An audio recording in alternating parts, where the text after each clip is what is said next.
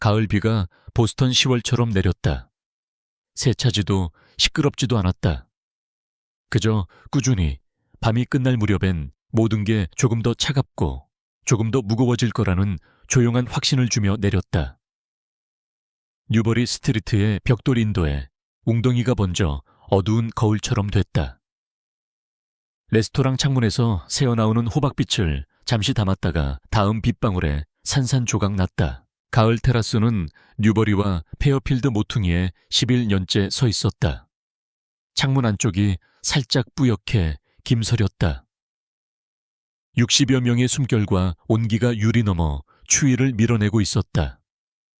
그 뿌연 김 속으로 촛불이 부드럽게 흘렀다. 모든 게 실제보다 더 확실해 보이는 그런 호박빛. 김도연은 문을 어깨로 받치고 한 손은 딸 등에 얹은 채 조심스럽게 안으로 이끌었다. 거의 의식처럼 정중한 동작이었다. 호스트 스탠드 뒤 젊은 남자가 고개를 들었다. 도현의 블레이저가 어깨가 조금 넓고 소매가 반인치 길다는 걸 한눈에 알아챘다. 그러고는 곧바로 전문적인 환영 표정을 지었다. 하페오 예약입니다. 네, 이쪽으로 오세요. 소율이는 아버지 옆에서 턱을 살짝 들고 걸었다. 작년 크리스마스에 두 치수 크게 산 파란 벨벳 드레스였다. 아직도 조금 컸다. 하얀 타이츠와 버클 달린 검은 구두. 중요한 날에만 신는 그 구두. 검은 머리는 양갈래로 따았는데 화요일 저녁에 4번 본 튜토리얼대로 최대한 똑바로 따으려 애썼다. 완벽하진 않았지만 꽤 가까웠다. 다이닝룸은 길고 따뜻했다. 아이보리 린넨 테이블보 위 스템웨어가 촛불을 받아 방 안으로 가느다란 밝은 선을 그었다. 구석에서 현악 사중주가 연주 중이었다. 도현은 공명은 몰랐지만 클래식이고 좋다는 건 알았다. 그게 전부였다. 창가 테이블에 앉았다. 운이 좋았는지 동정이었는지 모르겠지만 상관없다고 생각했다. 메뉴는 가죽 표지로 무거웠다. 소율이가 서버에게서 양손으로 받아들었다. 도현이 가르쳐준 대로. 감사합니다. 천만에요, 아가씨. 소율이가 메뉴를 펼쳤다. 프랑스어 모르는 단어는 입술을 살짝 움직여 소리내어 읽었다. 집중하느라 이마가 살짝 찌푸려졌다. 도현은 소매를 바로잡았다. 블레이저는 동료 라이언 오카포르의 것이었다. 가슴은 반 치수 크고 어깨는 5cm 넓었다. 회사 연말 파티 때부터 락커에 걸려있던 걸 수요일 오후 조용히 건네줬다. 말하지 않아도 아는 사람 특유의 조심스러운 태도로. 잘 어울려. 내 재킷 입은 거잖아요. 우리 둘 다 잘 어울리네요. 소율이가 물잔 집으려다 포크를 떨어뜨렸다. 빵 접시 가장자리에 부딪히며 요란하게 바닥으로 떨어졌다. 조용한 공간에서 식기 떨어지는 소리는 유난히 크게 들렸다. 왼쪽 테이블 커플이 잠깐 고개를 돌렸고 뒤쪽 두 할머니도 백포도주 잔 위로 시선이 갔다. 소율이가 얼어붙었다. 8살이었다. 여기가 좋은 곳이고 좋은 곳엔 규칙이 있다는 걸 들었다. 방금 그 규칙 하나를 어겼고 모두가 들었다. 턱이 떨렸다. 눈이 커다랗게 뜨고 움직이지 않았다. 도현이 잘 아는 울음을 참느라 애쓰는 표정이었다. 그가 손을 뻗어 소율이 손을 잡았다. 무릎으로 끌어당기기 전에 괜찮아, 조용히 말했다. 소율이가 올려다봤다. 누구나 그래. 연기 없이 단순하게 말했다. 서버가 새거 가져다 줄 거야. 정말 가져왔다. 쪼그려 앉아 떨어진 포크 주워들고 팔에 끼고 있던 깨끗한 포크를 소율이 접시 옆에 놓았다. 우아함이 직업적 습관인 사람의 자연스러운 동작. 음료수 먼저 드릴까요? 도현에게 물었다. 물러주세요. 감사합니다. 서버가 가자 소율이가 숨을 내쉬었다. 턱 떨림이 사라졌다. 방을 둘러봤다. 촛불, 좋은 옷 입은 사람들의 느린 움직임. 자의식에서 벗어나 조용한 경이로움이 얼굴에 스쳤다. 예뻐요. 그렇지.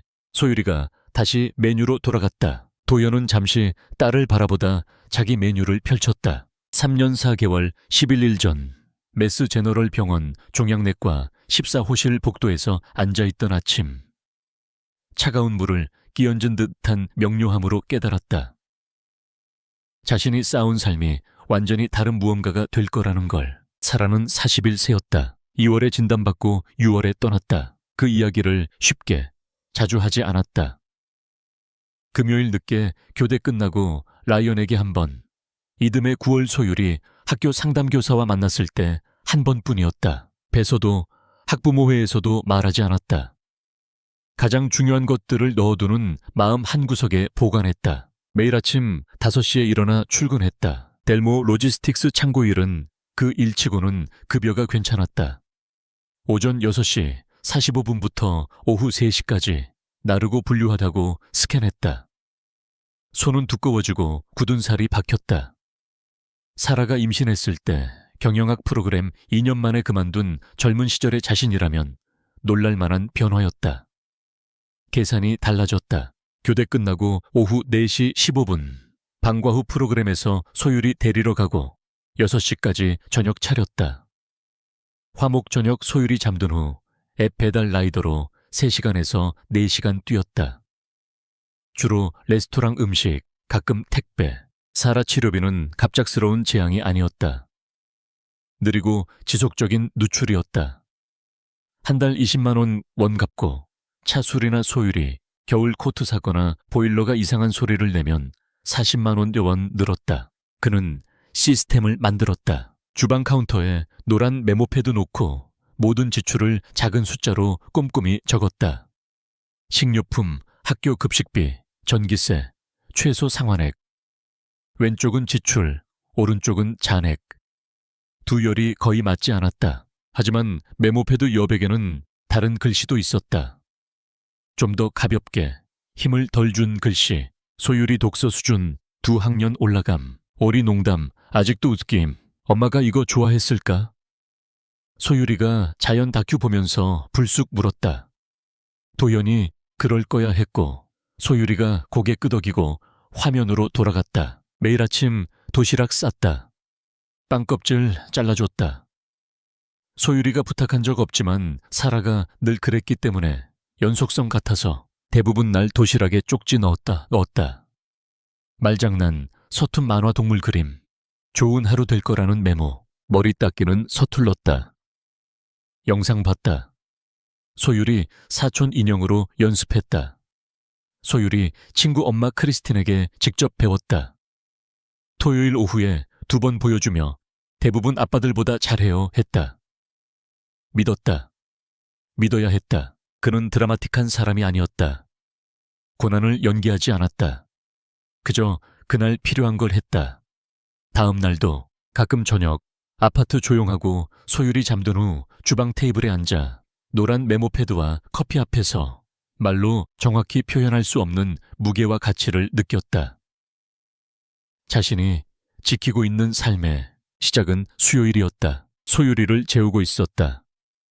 처음이 아니라 다른 톤으로 더 조심스럽게 물었다. 아빠, 우리 언젠가 멋진 레스토랑 갈 수 있어요? 진짜 비싼 데는 아니고요. 합리적으로 들리게 덧붙였다. 비방 먼저 가져다 주는데. 크리스틴 엄마 데려간 데는 빵 가져다 주고 버터가 꽃 모양이었어요. 장미 봉오리처럼. 도현은 잠시 봤다. 파자마 입고 양말 다른 소율이. 검은 머리 풀어헤친 채 진지하게. 갈 수 있어. 다음날 아침 쉬는 시간에 가을 테라스 검색했다. 디너 코스 1인당 13만 원. 브라우저 닫았다. 1시간 후 다시 열었다. 며칠 동안 숫자와 씨름했다. 노란 메모패드와 대조했다. 토요일에 전화해 다음 주 금요일 15일 예약했다. 하퍼라고 이름 말할 때 목소리가 평소보다 더 차분했다. 수요일에 라이언에게 블레이저 빌렸다. 목요일 퇴근길 워싱턴 스트리트 아동복 세일 코너에서 소율이 타이츠 샀다. 3만 9천 원. 목요일 밤 소율이 잠든 후 12분짜리 파인 다이닝 에티켓 영상 봤다. 어떤 포크가 어떤 코스용인지, 와인잔 어떻게 들지, 와인 안 시킬 거지만 테이블에서 일어나는 법, 서버 부르는 법 알고 싶었다. 노란 메모패드에 2줄 적었다. 메모하는 자신이 우스꽝스럽게 느껴졌다가 모르는 것보다 낫다고 생각했다. 소율이에게 가격은 말하지 않았다. 몇 진데 가는 거야. 파란 드레스 입고 좋은 구두 신고 서버가 뭐 가져다 주면 매번 감사하다고 해. 마에번. 그녀는 34세였다. 아침 7시부터 회의였다. 평소처럼 피곤함은 육체적이지 않았다. 끊임없는 판단의 소모에서 오는 피곤. 모든 회의가 판단을 요구했다. 모든 이메일이 판단을 요구했다. 랭포드 캐피털. 아버지가 창업하고 4년 전 은퇴하며 물려준 회사. 최고 경영자에게 단순히 출석만 요구하는 곳이 아니었다. 정확하고 단호하고 지속적으로 옳아야 했다. 그녀는 그 세 가지를 다 갖췄고 그건 대가를 치렀다. 이름은 이서연. 비커닐 타운하우스에서 자랐다. 벽난로 4개, 태어나기 전부터 있던 가정부 그레이어 부인, 엑서터, 예일, 하버드 경영대학원, 컨설팅 회사, 2년 다니다 아버지가 전화해 집에 올 때 됐다 해서 돌아왔다. 6살 아래 남동생 카터는 6년 전 교통사고로 죽었다. 26세, 버몬트 주말 여행에서 돌아오던 3월 일요일 오후, 이 번국도 랭커스터 근처에서 상대차가 중앙선 넘었다. 서연은 런던 출장 중이었다. 어머니 전화 받고 다음 비행기 탔다. 로건 공항 새벽 6시 도착해 부모님 집으로 직행했다. 4일 후에야 혼자 아파트에서 울었다. 카터가 보낸 읽지 않은 문자 발견해서 둘 다 좋아하던 레스토랑에 관한 멍청한 농담. 일주일에 3번씩 보내던 그런 문자. 주방 바닥에 앉아 더 이상 못 울 때까지 울었다. 서연은 금요일 저녁에 다른 약속 없을 때 가을 테라스를 찾았다. 아파트에서 3블록, 매니저와 고정 테이블, 코너 자리, 생생에어 한 잔, 시즌 메뉴. 혼자 와서 책 보거나 안 보거나 저녁이 관리된 고요함으로 흘렀다. 그녀가 평화의 합리적 대체물로 여기는 고요함. 오늘은 7시 15분 도착. 비즈니스 파트너 그레이엄 휘트필드가 올 예정이었다. 6시 50분 뉴욕행 비행기 지연 문자 왔다. 그래서 코너 테이블 혼자였다.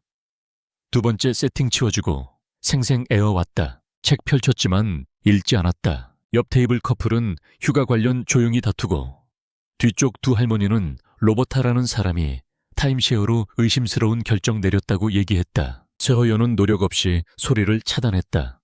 기술이었다. 그러다 창가 테이블이 의식에 들어왔다. 갑작스럽거나 극적이지 않았다. 주의가 자연스럽게 갔다.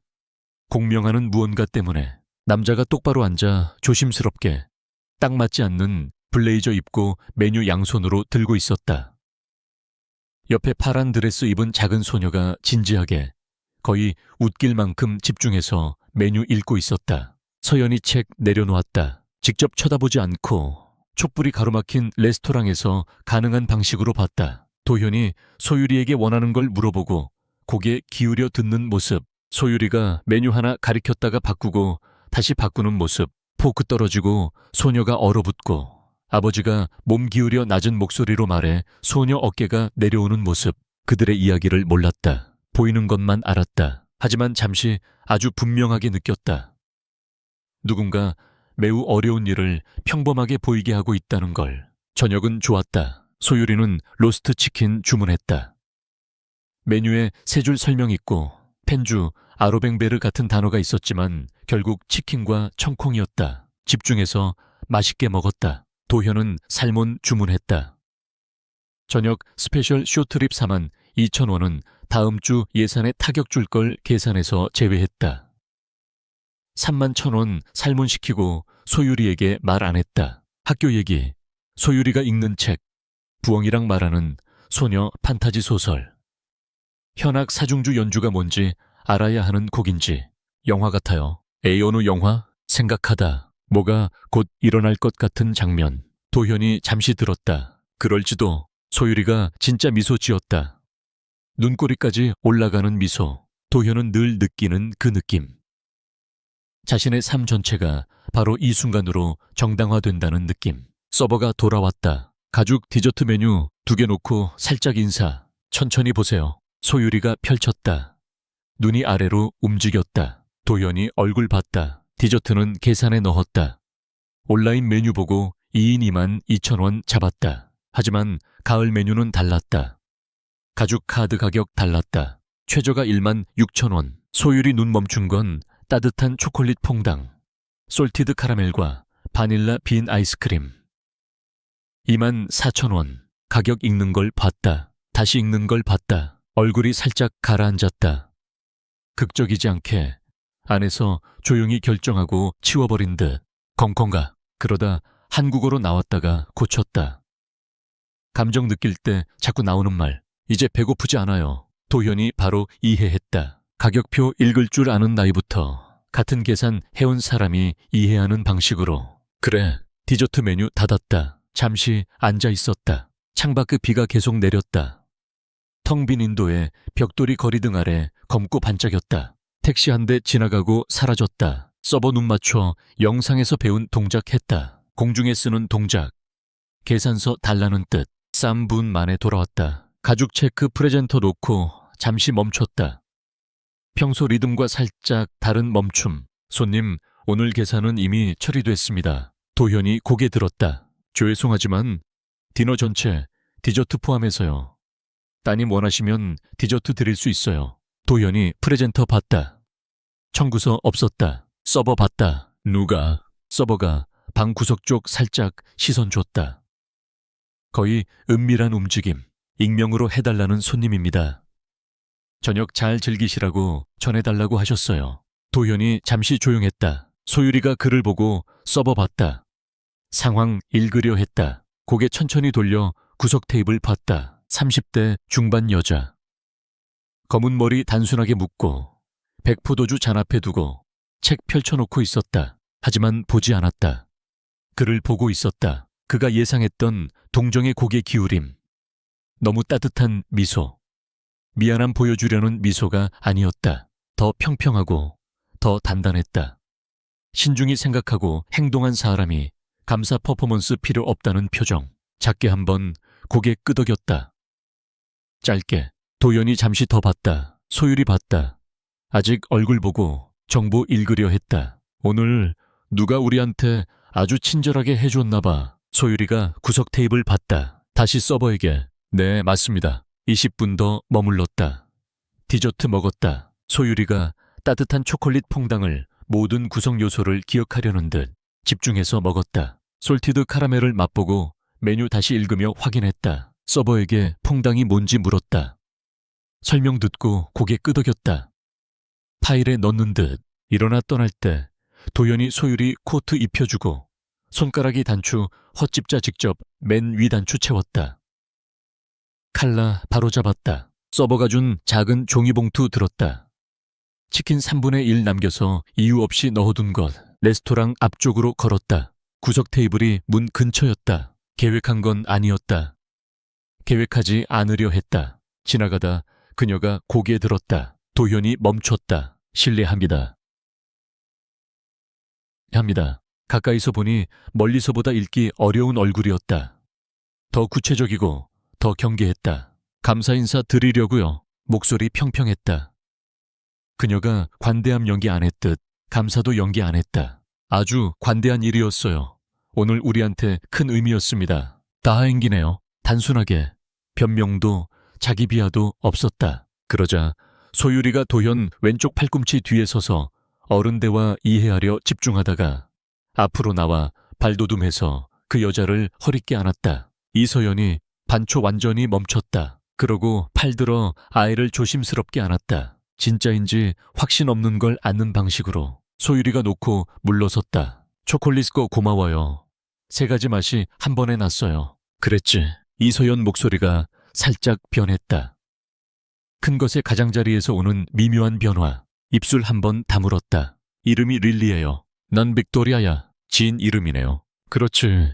대부분 빅이라고 불러. 소율이가 생각했다. 난 빅토리아라고 부를게요. 아이가 뭔가 결정했을 때의 확신으로 말했다. 밖에서 비가 계속 내렸다. 오래된 벽돌거리에 도연이 칼라 단추 채웠다. 라이언 칼라, 반 치수 큰. 소율이 어깨에 손 얹고 구석 테이블 여자 한 번 더 봤다. 그녀는 책으로 돌아갔지만 읽지 않았다. 뿌연 유리 너머 비 내리는 인도 보고 있었다. 표정에 이름 붙일 수 없는 무언가 있었다. 슬픔도 행복도 정확히 아니었다. 그 사이 무언가, 오래 있던 곳에서 잠시 움직인 무언가. 도현이 소유리를 문으로 이끌었다. 토요일 아침 6시 45분 창고에 있었다. 가정용품 오버나이트 팔레트 정리 중 재킷 주머니에서 핸드폰 울렸다. 모르는 보스턴 지역번호, 거의 보이스메일로 넘길 뻔했다.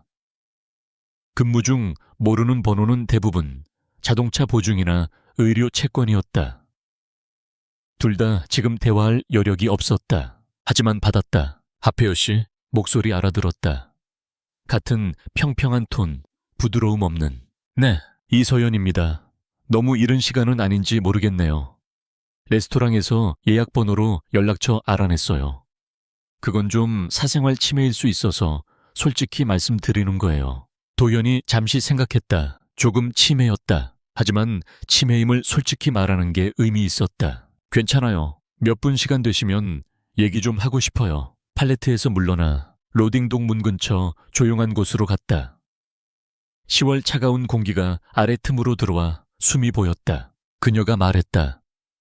동생 이름은 카터였다. 카터, 휘트필드 랭포드. 6년 전 죽었다. 3년 전 내가 뭘 하고 싶은지 이해하는데 시간이 좀 걸렸다. 는 말로 시작해 카터 랭포드 재단을 만들었다. 싱글 페어런트 가정을 위한 실질적 자원과 전문 지원 제공, 사회복지기관, 고용주, 커뮤니티 그룹과 파트너십. 작지만 진짜였고 더 크게 만들고 싶었다. 돈을 주려는 게 아니었다. 분명히 말했다. 도연은 그게 고마웠다. 싱글 페어런트 아웃리치 이니셔티브 프로그램 코디네이터 자리 제안이었다. 싱글 부모를 위한 구조화된 지원 네트워크. 재무 문해력, 취업자원, 동료 연결. 급여는 현재 합친 수입과 비슷. 시간은 더 예측 가능. 현재 없는 기술 배워야 함. 대중연설, 프로그램 관리, 그랜트 보고. 그녀가 교육 제공할 준비돼 있었다. 레스토랑에서 40분 지켜봤다. 추론했다. 추론이 틀릴 수 있음을 알았다. 왜 저예요? 자조가 아니었다. 진짜 질문. 어려운 일을 매우 신경 써서 하고 있었어요. 그게 이 일에 필요한 자질이라고 생각해요. 전문성은 가르칠 수 있지만 신경 쓰는 마음은 찾기 어려워요. 도현이 오래 조용했다. 로딩독 문으로 찬 공기 들어왔다. 뒤에서 팔레트 제기, 콘크리트 바닥 긁는 소리, 주방 카운터, 노란 메모패드 생각났다. 서로 맞지 않는 두 열, 초콜릿 퐁당 먹는 소율이 기억 정리하듯 집중해서 먹던 모습 생각해봐야겠어요. 당연하죠. 당신 아는 사람과도 얘기해야 해요. 무례하게 들릴까 봐요. 무례하지 않아요. 재단과 일한 두 분 연락처 보내드릴게요. 전화해보세요. 일요일 오후에 둘 다 전화했다. 소유리가 크리스틴 집 플레이데이트 간 사이 주방 테이블에 앉아서 첫 번째는 록스버리 워크포스 개발 프로그램 운영하는 바바라 오케이. 오랜 관찰에서 오는 존중으로 이서연 얘기했다. 두 번째는 도체스터 가족 서비스 기관 사회복지사 토마스 라일리. 수표 들고 와서 자기 이름 플래크 붙이는 식으로 안 나타나요.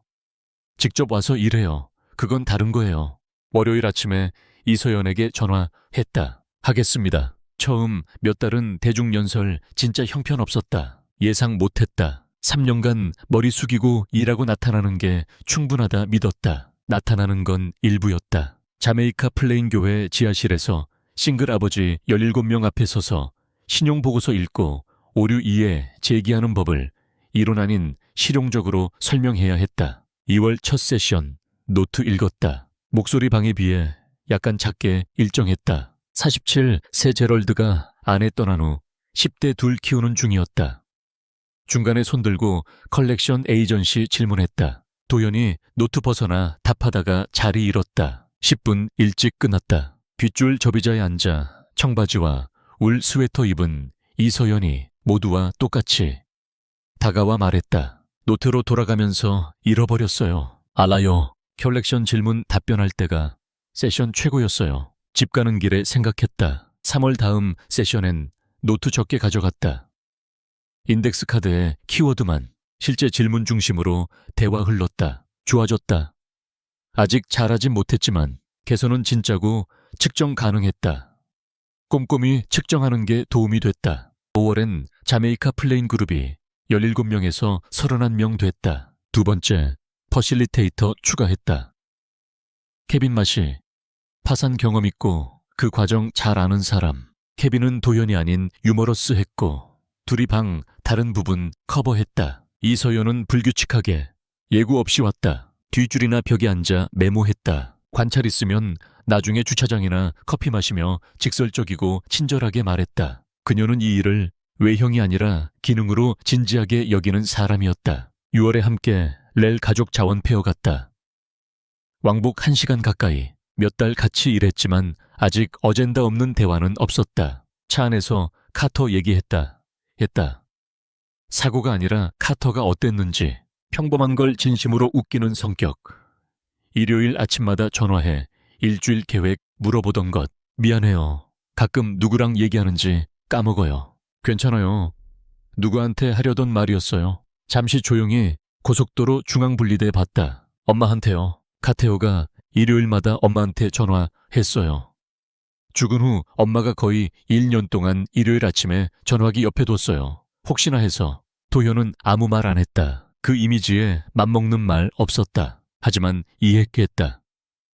슬픔의 특정 물리학, 특정 시간, 특정 소리, 더 이상 필요 없는 사람 모양 그대로인 의자에 휘어지는 법. 한참 침묵했다. 편안했다. 그게 놀라웠다. 고속도로 차 안침묵이 진짜 편안했다. 언제 전문 동료의 침묵에서 다른 게 됐는지 정확히 말할 수 없었다. 그 밤으로부터 5년 후 카토 랭포드 재단은 6개 주 11개 도시에서 운영됐다. 4천 가구 이상 싱글 페어런트 지원, 피어 네트워크, 재무 코칭, 고용주 파트너십 모델은 정책 보고서 2권과 가족경제 안정의회 증언 하나에 인용됐다. 도현이 그 증언했다. 9월 워싱턴 나라가 상원 소위원회 앞에 제대로 맞는 정장 입고 앉았다. 노트 없이 7분 말하고 45분 질문 받았다. 퍼포먼스가 아니라 진실이 된 연습 끝에 나온 평온함으로 재단 연례 관람은 늘 10월 둘째 주 금요일.